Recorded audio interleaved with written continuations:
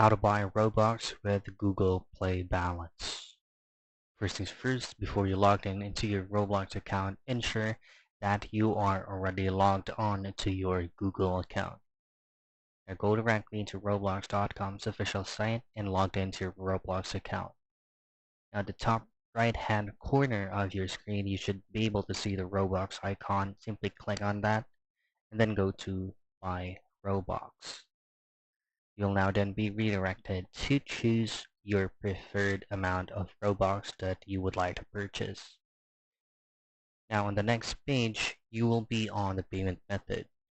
Now before choosing Google Play or Google Play Store, ensure that you have sufficient amount of balance that you have from Google Play so that the payment will go through. If Google Play Store is not around here, just simply click on Other and find Google Play Store. Make your payment and you're good to go. And that is how you buy Robux with Google Play balance.